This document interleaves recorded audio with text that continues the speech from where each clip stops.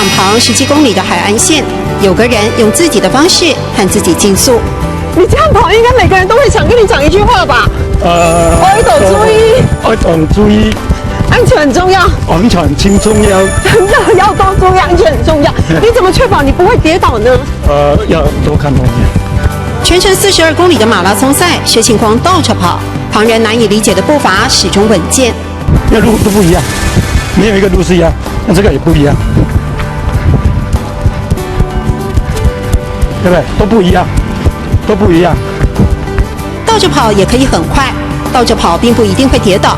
薛庆光对着我们示范常年训练累积的身体本能，他的一双脚仿佛会阅读地面。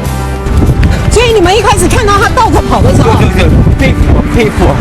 用坚定和沉静的肯定。61岁的薛庆光原本只听说倒着跑对身体好，却摸索出自己的世界。1995年参加纽约马拉松，一举扬名海外。世界道跑锦标赛，他只花58分钟跑完1万公尺，为台湾争光。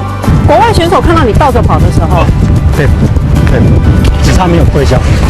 在他心中还有个超级计划：跑步、骑车、溜冰，以前后并进的方式环岛台湾。